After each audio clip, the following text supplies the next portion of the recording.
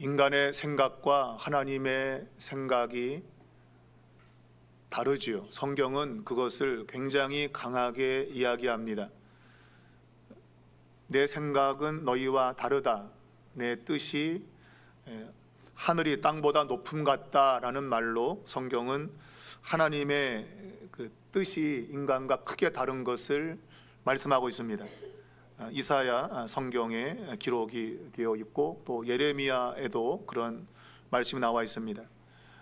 곧 우리가 뭔가를 계획하고 작정하는 일들이 우리가 보기에는 좋아 보이나 그러나 하나님의 그런 생각 속에는 때로 좋지 않고 또 우리가 볼 때는 좋지 않은 것 같으나 하나님이 보실 때는 더 좋은 그러한 일이 될 수 있다는 것입니다. 성경은 그러한 내용들을 우리에게 소개하면서 우리가 전적으로 하나님을 의지하며 하나님의 뜻을 쫓는 것이 중요하다라고 하는 것을 가르쳐 주고 있습니다. 오늘 본문에는 바울이 에덴을 떠나서 고린도 지역에 와서 복음을 전하다가 그 유대인들의 반대에 부딪힌 그 이후에 동역자인 실라와 디모데가 합류해 가지고 바울이 전적으로 하나님 말씀을 전하는, 그래서 그 회당장 그리스보가 예수를 믿게 되고 고린도의 많은 사람들이 믿고 세례받는 이러한 일이 벌어진 것을 이야기하고 있습니다.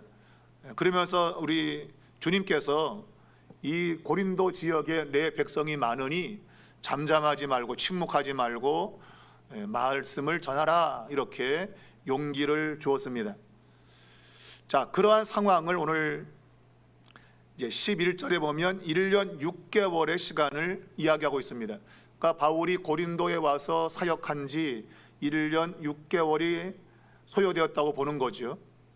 그 가운데서 지금 제가 설명한 그런 일들이 일어난 겁니다.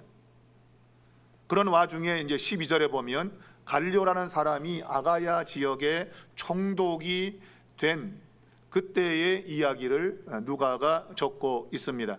이 갈리오 총독은 아가야 총독으로 부임해 왔는데 그때가 정확히 언제인지는 알 수 없지만 그러나 역사적인 기록에 의하면 그가 51년 여름경에 부임한 것으로 추측을 하고 있습니다. 우리가 역사적인 그 내용들이 중요하지 않다, 실제로 성경을 해석함에 있어서는 역사적인 것에 너무 치우치다 보면 성경이 의도하고자 하는 그런 의미를 놓칠 수가 있지요. 그러나 성경의 그 배경이 되는 역사도 부인할 수 없는 거죠. 그 당시에 역사적인 어떤 사건이 있었는가 하는 것을 아는 것 또한 성경을 해석함에 중요한 요소가 되는 겁니다. 그럼에도 불구하고 성경 저자는 그러한 역사적인 것 너머에 하나님이 의도하신 것을 드러내기 위해서 성령의 감동으로 성경을 기록하고 있다는 것에 더 초점을 맞춰야 됩니다. 어찌되었든 이 아가야 지역의 총독으로 갈리오가 부임했습니다. 자, 이 아가야라고 하는 이 지역은 고린도 지역이 일부 포함되어 있고, 그리고 이제 그리스 그 중부 지역과 그리고 아테네와 스파르타 이 지역까지도 포함하고 있는 그러한 지역입니다. 자, 그 지역에 이제 새로운 총독이 부임하게 된 겁니다. 자, 이럴 때 이 고린도에 있는 유대인들이 바울을 공격할 수 있는 절호의 기회로 삼은 것입니다. 우리가 18절을 보면 바울이 더 여러 날 머물렀다라는 용어를 보면 이 18개월 1년 6개월 동안의 사역이 지나고 나서 이 갈리오 총독이 와서 어떤 일이 벌어졌음을 우리에게 이야기를 하고 있다고 보는 거죠. 그러니까 이 1년 6개월에 비하면 그 이후에 고린도에 머물렀던 시간은 그리 길지 않다. 그런데 그 길지 않은 그 짧은 시간에 벌어진 중요한 사건이 이제 오늘 본문의 사건입니다. 그것은 이 갈리오 총독이 유대인들이 원했던 그런 일들을 단번에 무산시키는 그러한 일을 했다는 거예요. 곧 유대인들이 바울을 고소한 것을 전혀 그들의 입장이라는 걸 듣지도 않고 그냥 한순간에 그 사건을 기각시켜 버린 겁니다. 뭔가 재판을 하면 서로 이야기를 막 주고받고 뭐 이래야 되는데 그런 일이 벌어지지 않은 거예요. 그냥 단번에 이 갈리오 총독이 유대인의 이 고소를 기각을 시켜버렸다 하는 겁니다. 그 기각을 시켰다고 하는 것은 매우 중요한 의미를 가지는데, 왜냐하면 그것은 앞으로 어떤 일이 유대인의 그 종교와 관련되어서 벌어지게 될 때 하나의 선례가 되는 거죠. 다른 지역에서 이렇게 재판이 결정이 났으니 우리도 그거에 준해서 재판을 해야 된다, 하나의 지침이 되고 있는 것이죠.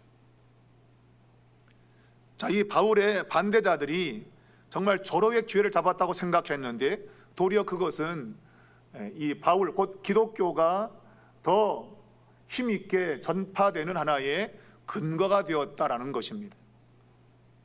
유대인 생각에는 자신들이 지금 이 기독교 이 복음이라고 하는 것을 한순간에 뒤엎을 절호의 기회라고 생각했는데 도리어 그것은 기독교가 더 활발하게 전파될 수 있는 그러한 기회가 되었다는 겁니다. 사람의 생각과 하나님의 방법이 완전 다른 것이죠. 외형적으로 볼 때는 분명 유대교가 굉장히 유리한 상황이었다. 근데 하나님은 이 갈리오 총독을 통해서 완전히 상황이 역전돼 버린 그러한 결과를 만들어 냈다는 겁니다. 자, 이 바울을 고소한 사람들의 그 고소 내용은 율법을 어기면서 하나님을 경배하도록 사람들을 설득하고 있다는 겁니다, 바울이. 그래서 이 바울이 전하는 이 복음이라고 하는 것이, 곧 기독교라고 하는 것이 절대적으로 로마가 인정하는 그러한 종교가 될 수 없다, 그런 취지로 이제 고소를 한 것이죠.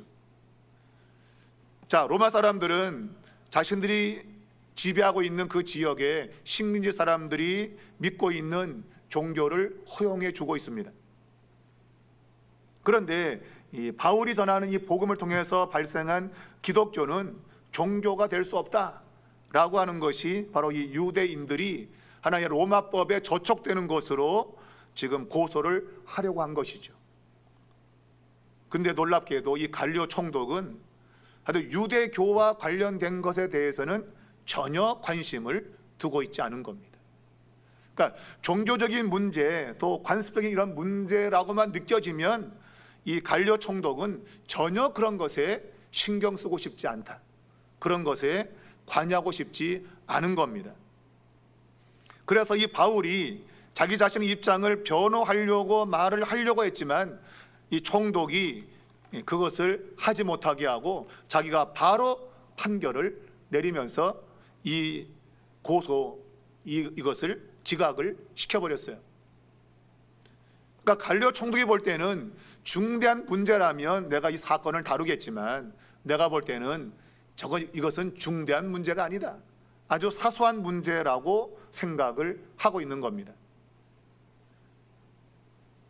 여러분, 바울의 입장이나 아니면 또 그를 고소한 유대인의 입장에서는 굉장히 중요하다고 생각을 하고 있는데 한쪽에서는 사소한 것으로 생각하고 있는 이런 부류가 있는 것이죠. 우리가 복음을 전할 때에 참 이런 것이 실제로 우리를 아주 답답하게 하는 것이죠. 우리는 복음의 중요성을 알고 그래서 누군가의 그것을 전도하고자 하는데 어떤 부류의 사람들은 전혀 그런 것에 관심이 없다 하는 겁니다. 참 이것이 답답하지 않을 수 없는 거죠. 유대인들 역시 마찬가지로 그들이 정말 이 문제를 굉장히 중요하게 여기고 지금 만반의 준비를 하고 바울을 고소했는데 갈리오의 생각은 전혀 달랐다는 겁니다. 이 문제는 그리 중요한 문제가 아니다, 사소한 문제로 생각을 했고 결국 유대인들을 법정에서 내쫓는 이러한 일을 하게 된 것이죠. 자, 유대인들 법정에서 지금 뭐가 왔다 갔다 하면서 뭔가 하는 일들이 시간 낭비라고 생각이 되고 있는 겁니다. 갈리오 총독은 그런 것에 시간을 쓸 수 없다고 생각을 했습니다. 전혀 로마 제국에 관련되지 않은 그런 일이라고 생각을 하고 있는 것이죠. 말했지만 갈리오 총독에게는 이것이 자신들에게 어떤 해를 끼칠 만한 그런 문제라고 보지 않았고, 또 한 가지 이유는 그가 로마에서 바로 왔지 않습니까? 지금 로마에서는 지금 글라우디우스 황제가 유대인들에 대한 추방을 명령한 그런 상태입니다. 그러므로 유대인의 문제에 얽히게 되면 아주 복잡한 거죠. 유대인들, 이 사람들이 보통 사람이 아닌 거예요. 아주 골치 아프게 그냥 문제를 쑤시는 사람들이기 때문에 사전에 완전히 그들의 문제를 근본적으로 차단을 시키고 있는 겁니다. 그래서 지금 이 갈리오 총독은 이 재판을 그냥 단번에 기각시켰고 그들을 이 법정에서 쫓아낸 것입니다. 자, 이런 상황 가운데서 17절은 모든 사람이 회당장 소소데네를 잡아서 법정 앞에서 때렸다라고 되어 있습니다. 때렸다, 폭력을 행사한 겁니다. 회당장 소소데네, 이 사람이 구타를 당하고 있습니다. 자, 이 사람을 때린 사람을 오늘 성경은 모든 사람이라고 말하고 있습니다. 문자로 본다면 그 법정에 있는 모든 사람이 이 소소데네를 때렸다는 의미가 되겠죠. 자, 이 법정에는 헬라 사람들, 그리스 사람도 있고, 그리고 유대인들도 함께 있습니다. 그렇다면 그리스인들도 이 회당장인 소스테네를 때린 것이고, 또한 유대인 동족들도 그를 때렸다라고 볼 수 있는 것이죠. 그런데 그런 일에 대해서 갈리오는 전혀 관심이 없다, 때리든 말든 관심이 없다라고 성경이 말하고 있습니다. 그에게는 바울이 박해를 당하든 아니면 소스데네가 구타를 당하든 그 상황이 전혀 자신에게는 염려거리가 되지 않고 있다고 보는 겁니다. 그래서 상관하지 않는 얘기는 그 일 때문에 내가 문제가 생긴다고 생각을 하지 않고 있다는 겁니다. 그러니까 아주 사소한 것으로 보고 있는 거예요. 사람이 지금 쥐어 터지고 있는데 그것을 아무렇지 않게 팔짱을 끼고 수수방관하는 이 갈리오 총독의 모습을 보게 되는 것이죠. 자, 이 회당장 소스데네, 아마 그는 이 8절에서 말하고 있는 회당장 그리스보와 함께 이 회당을 관리하는 그런 자리에 있었다고 볼 수 있는데, 함께 있는지 아니면 그리스보가 예수를 믿으면서 그 자리에서 제외되면서 보충된 사람인지는 말하고 있지 않습니다. 어찌되었든 이 소스데네는 회당장의 일을 맡고 있었고, 바로 그 위치에서 지금 구타를 당하고 있는 겁니다. 자, 헬라 사람들은 유대인을 좋아하지 않습니다. 말했지만 로마 사람들 역시도 유대인을 좋아하지 않습니다. 바로 유대인의 그 나쁜 평판이 온 지역에 퍼져 있었기 때문입니다. 그들이 있는 곳마다 말썽을 일으키고 있었던 거죠. 그래서 그 법정에 있는 그리스 사람들이 바로 이 소스데네를 구타했다. 아마 그들이 이 법정에서 나가지 않으려고 한 것의 의미도 포함되어 있다고 보는 겁니다. 그래서 쫓아내었다라는 이 단어가 바로 그런 의미죠. 나가라고 했는데 안 나가는 거죠. 그랬더니 이 그리스 사람들이 화가 나가지고 구타했다라고도 볼 수 있는 겁니다. 또한 유대인 입장에서는 동족을 지금 때리는 이유는 그가 이 문제를 원만하게 추진하지 못했기 때문이죠. 그가 대표 자리에 있으면서 그들이 목적한 바울을 법정에 세워서 유죄로 만들어야 되는데 그러한 일을 진행하지 못한 것에 대한 책임을 묻고 아마 그를 때린 것으로 볼 수 있는 겁니다. 자, 이 상황을 누가가 왜 기록을 하고 있을까? 말했지만 1년 6개월 동안 고린도에서 있었던 그러한 내용에 대해서는 그저 할 얘기가 많을 텐데, 근데 그걸 간단히 기록하면서 요 재판받는 이야기도 거기 못지않게 분량으로 소개하고 있는 겁니다. 1년 6개월 동안 벌어진 그 상황에서도 할 이야기가 많을 텐데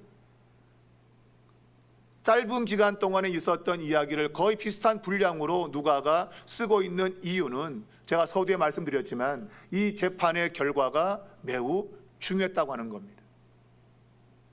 곧 앞으로 그리스도인들은 유대인들로부터 지역마다 공격을 당할 텐데 그런 공격 속에서 바로 이 갈리오 총독이 내린 이 판결이 하나의 선례가 되어서 그리스도인들이 불이익을 당하는 그런 일이 생기지 않는다는 겁니다. 그래서 누가 입장에서는 이 복음 전파의 하나의 길이 열려지고 있음을 이 갈리오 총독의 재판을 통해서 드러내고 있는 것이고, 이것은 그 뒤에 이제 에베소를 비롯해서 제 3차 선교 여행이 이어지는 하나의 그 기점이 될 수 있다고 보는 것이죠. 어떤 일이 잘 결정이 되면 그 뒤에 오는 일들도 무난하게 일이 진행될 수 있습니다. 그런데 어떤 일 하나가 골치가 아프면 그와 비슷한 유형의 사건들도 골치가 아프게 되는 거죠. 그래서 뭔가 이 출발이 좋게 돼야 되는 거예요. 자, 이 고린도에서 이 사건은 제2차 선교 여행의 끝입니다. 끝자락입니다. 물론 그가 에베소를 가게 되지만 그러나 에베소가 가고자 하는 실제로 목적은 아니라고 봅니다. 왜냐하면 뒤에도 나오지만 에베소에는 그리 오래 머물지 않습니다. 그냥 잠깐 지나가는 과정으로만 생각하고 있고 다시 이 수리아 안디옥으로 귀향하는 바울의 모습을 보게 되는 거죠. 그러면 이 고린도 지역이 2차 선교 여행의 끝자락에 있는 겁니다. 그 끝자락에 벌어진 그 사건, 갈리오 총독의 재판 사건은 매우 중요한 하나의 전환점이 되고 있다고 보는 겁니다. 자, 18절은 바울이 더 여러 날 머물다가라고 했는데 이것은 고린도 지역에서 그가 평안하게 사역하고 있음을 말하고 있습니다. 그러므로 여기서 계속 편안하게 사역할 수 있는 그러한 상황이 열렸다라고 보는 것이죠. 왜? 갈리오의 재판 때문에 그렇습니다. 이제 그 재판 결과 때문에 그리스도인들이 유대인들로부터 공격을 당하지 않는 거죠. 그 재판 결과 때문에 그런 겁니다. 그래서 바울이 더 여러 날 머물다가 이제 그곳을 떠나게 됩니다. 우리가 앞에서는 바울이 2차 선교 여행하면서 계속 쫓겨갔죠. 유대인의 핍박 때문에 계속 장소를 옮겨갈 수밖에 없었습니다. 그런데 에덴에서 외형적으로 전도가 되지 못해서 그곳을 옮겨왔지만 사실 그 걸음 역시도 자원에서 옮긴 겁니다. 핍박 때문에 옮긴 게 아닙니다. 그러니까 자원에서 옮겼는데 고린도에 와서 그것이 공식적인 바울이 복음을 전하는 데서 그러한 어려움을 당하지 않도록 길이 열리는 그러한 모습이 나타나고 있는 겁니다. 우리가 생각하면 유대인들의 그러한 맹렬한 공격, 그것 때문에 위축되어질 그러한 상황이 올 거라고 생각이 드는데 놀랍게도 하나님은 이 갈리오 총독의 그 종교에 대한 무관심, 그걸 이용하셔서 이 복음이 자유롭게 전파될 수 있도록 역사하신 것이죠. 도리어 위기가 기회가 되고 있는 겁니다. 사람이 뭔가를 바라보면서 어떤 눈으로 바라보는가 하는 것은 매우 중요합니다. 그 상황을 정확하게 분석할 수는 없지만 그러나 그것을 우리가 어떻게 해석하냐에 따라서 우리의 행동 자체가 달라지게 되는 겁니다. 만일 부정적으로 본다면 우리는 위축될 것이고 어떤 일을 진취적으로 시행할 수 없어요. 그런데 그것을 긍정적으로 우리가 본다면 우리는 어떤 일을 과감하게 시도할 수 있는 것입니다.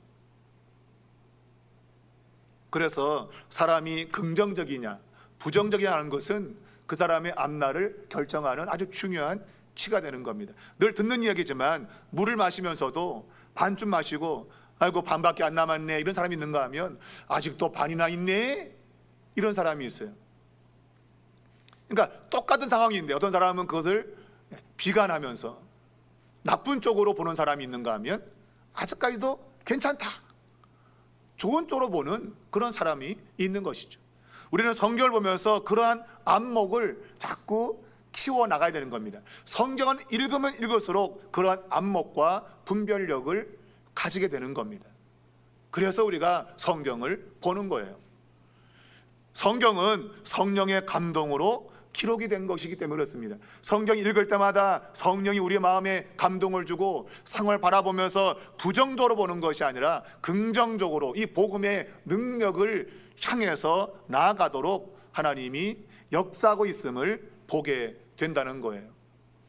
여러분이 신앙생활 오래 했다고 하는 것은 그런 안목이 내게 주어져 있어야 된다는 것을 아셔야 됩니다. 근데 아직까지도 그런 눈이 내게 없다, 맨날 그냥 불평과 원망만 있고 매일 비관적이고 부정적이라고 한다면 여러분은 아직까지 성경을 제대로 보지 못한 거예요. 성경을 보면서 하나님의 눈을 가지게 돼야 돼요. 하나님 어떤 식으로 이 세상을 보시고 있고 하나님이 그것을 이끄시고 있는가 하는 것을 보는 눈이 있어야 되는 거예요. 오늘 이 말씀 속에서 우리가 그런 눈을 가질 수 있기를 축복합니다. 위기 상황이지만 하나님은 그것을 도리어 복음이 편안하게 전파될 수 있는 그러한 기회로 바꾸셨다는 겁니다. 자, 바울은 더 여러 날 머물다가 이제 형제들과 작별하고 수리아로 가려고 합니다. 그의 이제 마지막 종착역은 그를 파송한 안디옥 교회입니다. 수리아로 다시 돌아가려고 배를 탄 겁니다. 자, 근데 그 배를 타기 전에 그는 브리스길라와 아굴라와 동행했다고 되어 있고 그에게 서원이 있어서 겐그레아에서 머리를 깎았다고 성경에 말합니다. 이 바울이 어떤 서원이 있었는지는 밝히지 않습니다. 도대체 어떤 서원이 있었을까 말하고 있지 않아요.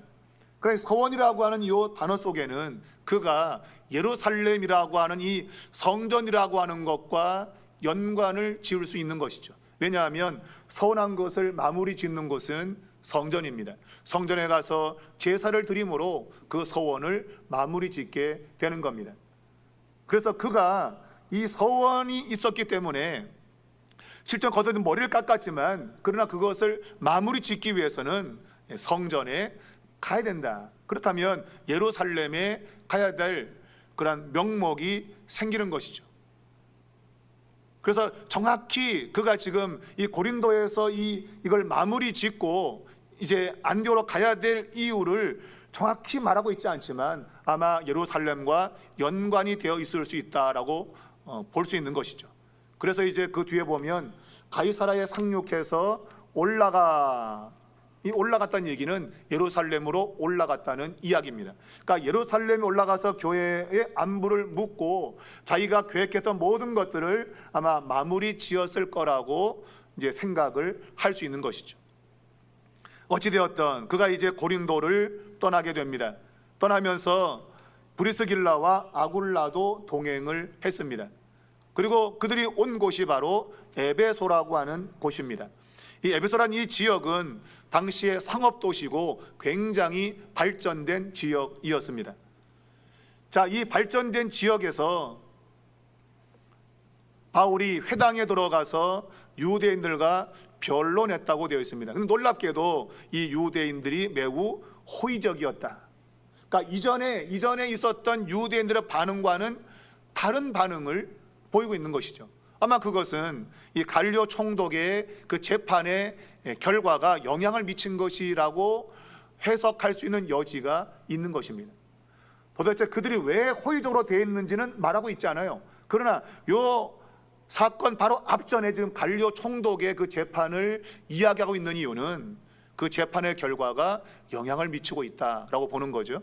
그래서 유대인들이 호의적으로 바울을 대하고 있는 것을 보게 됩니다. 말했지만 위기가 기회가 되었고 그래서 사람들이 더 오래 있기를 청하는 이러한 상황이 역전되는 모습을 오늘 성경이 이야기를 하고 있는 겁니다. 자, 그런데 바울이 허락하지 않았다라고 말하고 있습니다. 허락하지 않았다. 이 말은 그의 계획에 지금 이 상황이 들어있지 않음을 의미한다고 볼 수 있는 겁니다. 사람들이 더 머무르면서 말씀을 전해달라 이렇게 요청했는데 바울은 허락하지 않았다는 겁니다. 자, 그러면서 작별하여 이르기를 만일 하나님의 뜻이면 너희에게로 돌아오리라 라고 말하고 있습니다. 하나님의 뜻이면 요 문구는 이제 글을 쓸 때 주로 이제 자주 등장하는 문구입니다. 하나님의 뜻이면. 우리 역시도 신앙생활하면서 많이 쓰는 것이 하나님의 뜻이면 이런 용어를 많이 쓰잖아요. 하나님의 뜻이면 다시 돌아온다. 자, 누가가 이 용어를 지금 쓰고 있는 이유는 바로 19장을 들어가면 19장 들어가기 전에 그 앞부분에 보게 되면 그 에베소에서 있었던 이야기를 갑자기 소개하고 있어요. 자, 이것은 바울과 무관하게 벌어지고 있는 그러한 일입니다. 그것은 브리스길라와 아굴라가 에베소에 남아 있을 때 일어난 일을 소개하고 있는데 그 이야기를 소개하면서 이제 19장을 들어가면 바울이 에베소에 다시 온 기록을 우리에게 주고 있습니다. 그러니까 앞날에 일어난 일들에 대한 예시로 여기서 하나님의 뜻이면이라고 말하고 있고 바로 그것이 하나님의 뜻이었음을 설명하고 있는 거죠. 곧 바울은 이 에베소 지역에도 더 머물러서 말할 수 있는 그러한 환경이 주어졌지만 그런데 하나님의 뜻이라고 하는 것에 맡기고 있는 겁니다. 만일 하나님의 뜻이면 다시 이곳에 오게 된다. 여러분, 하나님께 우리 인생을 맡긴다고 하는 것이 바로 이런 것입니다. 내가 지금 아무리 좋아 보이는 상을 할지라도 정말 그것에 어떤 하나님의 역사가 있다고 한다면 내가 그 자리를 떠났다 할지라도 하나님은 다시 그곳에 오게 하셔서 하나님의 뜻을 이루실 것이다 라는 겁니다. 그러므로 당장 내 눈에 보기에 좋은 대로 행하지 말고 원래 마음에 가졌던 그러한 중심, 곧 선교 이 보고를 잘 마치고 다시금 새롭게 이제 전도 여행을 떠나는 그러한 일들에 대한 시행이 훨씬 더 중요했다고 보는 것이죠. 곧 바울은 제3차 선교 여행에 대한 그러한 계획과 그런 각오를 가지고 있었다는 것을 보게 됩니다. 그래서 에베소에 오래 머물지 않고 그가 바로 수리아 안디옥으로 돌아가게 되었다는 겁니다. 그랬지만 그는 다시 에베소에 오게 됩니다. 그렇다면 그것은 바로 하나님의 뜻이었다라고 분명히 알 수 있는 것이죠. 그러니까 하나님의 뜻이 어떻게 이루어져 가는가 하는 것을 우리에게 보여주는 것입니다. 자, 하나님의 뜻이면 너희에게로 돌아오리라 하고 배를 타고 에베소를 떠났다고 되어 있습니다. 그러면서 그가 가이사라에 상륙을 했고 교회에 올라가서 안부를 물었고 다시 안디옥으로 내려갔다. 자, 여기까지는 2차 선교 여행이 끝난 겁니다. 그런데 바로 23절에 얼마 있다가 다시 또 떠났다는 겁니다. 실제로 바울의 생각 속에는 1차, 2차, 3차 구분이 없지요. 근데 그는 이제 우리가 표현상 그렇게 지금 구분해서 하는 겁니다.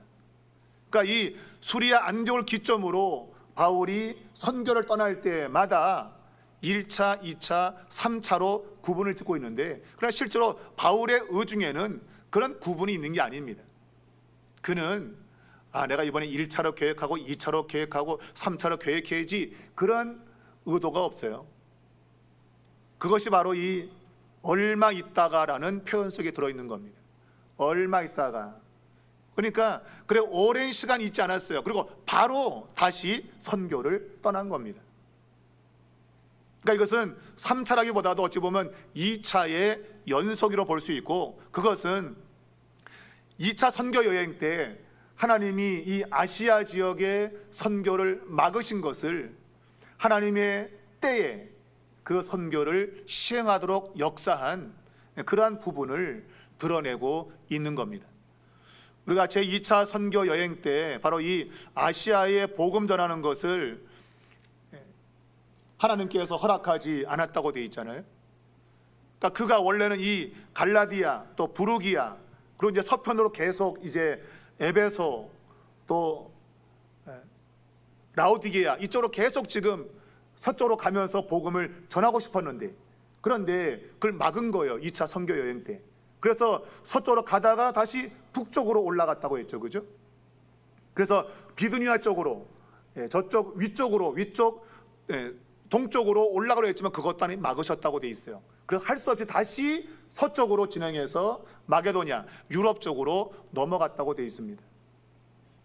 근데 그 2차 선교 여행 때 이루어지지 않은 그 선교를 다시 그가 시행하도록 발동을 건 거죠. 그때는 분명 하나님의 뜻 가운데서 막으셨지만 이제는 그 지역의 선교가 열릴 것이라는 확신 속에서 떠나고 있는 겁니다. 그래서 얼마 있다가 떠나 갈라디아와 부르기아 땅을 차례로 다니며 모든 제자를 굳건하게 했다. 자, 이 동편부터 갈라디아, 부르기아, 그리고 이제 그 아시아 지역, 그리고 이제 북쪽으로 서쪽으로 가면 유럽 쪽으로 이제 그런 경로가 되는 것이죠. 자, 여기 보면 얼마 있다가 떠났다고 되어 있습니다. 자, 에베소에서도 얼마 있지 않고 떠났습니다. 그리고 수리아 안디옥에 왔을 때도 얼마 있지 않고 떠났습니다. 그리고 갈라디아와 부르기아 땅을 차례로 다니며 모든 제자를 굳건하게 했다고 되어 있습니다. 여기서 차례로 다닌다는 얘기는 의미가 있는 겁니다. 우리가 16장에 보면 그가 제2차 선교 여행에 그의 경로를 보면 그가 부르기아 땅 그리고 갈라디아로 갔다고 되어 있어요. 원래는 원칙적으로 보면 갈라디아가 먼저 당도하는 땅이거든요. 그런데 부르기아를 먼저 언급을 하고 갈라디아를 나중에 소개했는데, 여기서는 지금 갈라디아와 부르기아를 순서적으로 지금 쓰고 있습니다. 그러면서 차례로 다니며, 그러니까 이 차례가 맞는 거죠. 바울이 서쪽으로 진행하려면 가장 먼저 갈라디아 지역을 가야 되고, 그리고 다음 옆에 있는 부르기아로 가야 돼요. 이게 차례가 맞는 거예요. 그러니까 이 차례가 맞는다는 얘기는 뭔가 하면 어찌 보면 이것이 그의 마지막 선교 여정이 될 수 있다고 하는, 그래서 빠뜨림이 없이 그가 최종적으로 제2차 선교 여행에서 빠졌던 이 아시아 지역이 그의 생애 가운데의 마지막 선교 여정이 될 것이라고 하는 암시가 들어있다고 보는 거죠. 그래서 차례로 다니며, 우리가 내 인생을 마무리 줄 때도 인사를 다니잖아, 그죠? 빠진 사람 없이. 아이고 그동안 잘 지냈습니다 하고 인사 다니잖아, 그죠? 빠짐이 없이 나와 관계된 사람들에게 인사를 하잖아, 그죠? 그래서 오늘은 누구, 내일은 누구 하면서 다 정리하는 방식으로 그렇게 인사를 하고 떠나게 되죠. 군대 갈 때도 보면 자식들이 집안의 어른들 다 찾아뵙고 인사하고, 실제로 죽으러 가는 것도 아닌데 다 인사 다니고 군대를 들어가요. 차례대로 이 지역을 지금 지나고 있는 이 바울의 그 모습은 그가 이 선교 여정이 마지막이 될지도 모른다고 하는 그런 암시가 들어있다고 볼 수 있어요. 그 앞전에 말했지만 순서가 바뀌게 막 그냥 이 성경을 기술했거든요. 갈라디아가 먼저 와야 되는데 부르기아를 먼저 하고 갈라디아를 나중하고, 어찌 보면 뒤죽박죽 그렇게 선교가 진행된 것 같은 느낌이 들었어요. 그런데 이제는 마지막은 차례대로 빠짐이 없이 복음을 전하면서 지나가고 있는 그 바울의 모습을 떠올릴 수 있는 거죠. 어찌 보면 그의 인생 마지막이 될 수 있는 그러한 여정이라고도 볼 수 있는 것이죠. 그래서 아까 말했지만 얼마 있다가 떠났다. 그리고 갈라디아와 브리기아 땅에 아주 급하게 빠르게 그가 그 지역을 다니고 있음을 보고 있습니다. 제가 이 선교를 말하면서 제가 지금 강조하는 것이 있죠. 바울에게는 그리 시간이 많지 않습니다.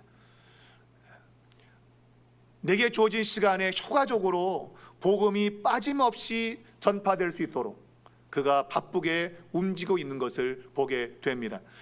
1차, 2차, 3차를 우리가 나눈 것이지 바울이 나눈 것이 아닙니다.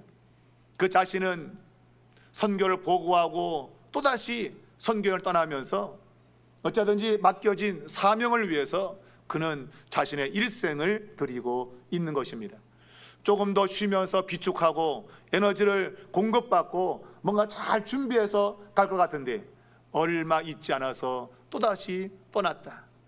그리고 갈라디아와 부르기아 그 땅을 차례로 다니며 빠르게 뭔가를 진행하고 있는 바울의 모습을 보게 되는 것입니다. 여러분과 저에게도 시간이 그리 많지 않습니다. 아니, 모든 인간에게는 다 시한부적인 시간밖에 없는 겁니다. 오늘 내 인생이 끝날지 우리는 알지 못합니다. 하나님께만 시간표가 있는 겁니다. 그래서 우리는 오늘 하루를 살아도 이것이 마치 마지막인 것처럼 살 수밖에 없는 겁니다. 바울은 그러한 심정으로 지금 마지막 그의 선교길을 떠나고 있는 것이죠. 그래서 차례대로 빠짐이 없이 내가 한 번 지나가면 다시는 여기 못 올 것 같은 그런 생각으로 차례대로 선교 지역을 지나가고 있는 것입니다. 사랑하는 여러분, 여러분이 이 세상을 떠나거나 제가 세상을 떠날 때 혹시 나와 관련된 사람인데 아직까지 한 번도 복음을 전하지 못한 사람이 있다고 한다면 그를 찾아가서 예수를 믿으시라고 전해야 됩니다.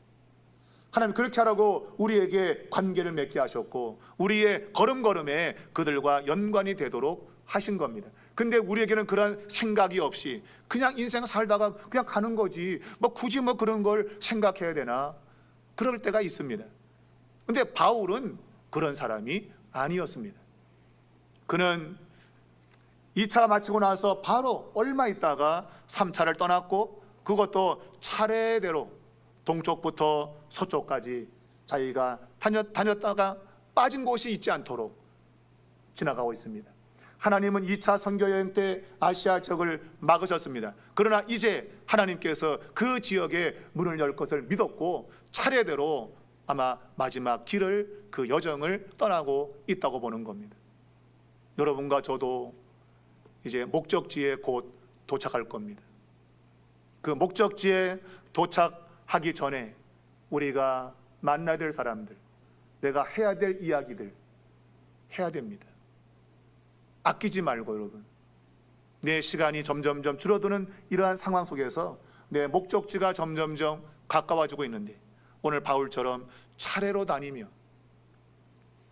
아직까지 믿음이 약한 자들에게 믿음을 굳건히 세워주고 듣지 못한 자들에게 복음을 전하는 하나님이 그렇게 길을 열 것을 기대하며 그가 3차 선교여행을 떠나고 있는데 우리 역시도 그런 걸음을 걸어가야겠다. 너무나도 중요한 것입니다. 왜냐하면 우리의 행위 모든 것이 주님의 심판대 앞에 서기 때문입니다. 여러분 그 심판대 앞에 서서 성경에 보면 어두운 데 내어 쫓겨 이를 가는 사람이 있다고 되어 있습니다. 어두운 데 내어 쫓겨 이를 가는 사람들, 우리는 그런 부류에 속해서는 안 되겠습니다. 그저 내가 예수 믿으면 난 천국 갈 거라, 그건 여러분 성경이 우리에게 주는 메시지가 아닙니다. 야, 너 구원 됐으니까 그냥 아무 살다가 그냥 천국이나 가라, 그게 메시지가 아닙니다. 하나님 백성이면 하나님 백성의 도리를 다 하다가 하나님 나라에 오라는 것입니다. 바울은 그가 이 고난의 시간 속에서 빨리 떠나서 주님과 함께 있으나 그러나 내가 여기에 머무는 것이 너희에게 좋다. 비록 나는 그것이 고생스러운 일이지만 내가 남아있는 것이 너희에게 좋다. 여러분 얼마나 위대한 말입니까 여러분. 빨리 고생 다 끝내버리고 주님께 가고 싶은데 그게 믿음 아니겠어요?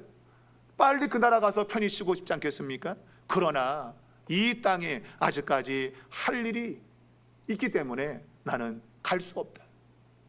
그래서 그 남은 시간 동안도 최선을 다해서 차례대로 다니며 제자들을 굳건하게 세우고 복음 듣지 못한 자들에게 복음을 전하기 위해서 마지막 이 걸음을 급하게 떠나고 있는 이 바울의 모습이 오늘 우리들의 모습으로 이어지기를 바랍니다. 여러분, 그것이 예수 믿고 일생을 살아가는 우리에게 가장 귀한 것입니다. 그래서 마지막 날 주님 앞에 섰을 때에 칭찬을 받는 우리 모두가 되기를 바랍니다. 성경은 마지막 때 우리에게 주신 면류관을 벗어서 주님께 드린다고 되어 있습니다. 우리를 그렇게 귀하게 사용해 주신 주님께 감사하며 면류관 주님께 벗어드리는 이것이야말로 가장 아름다운 모습입니다.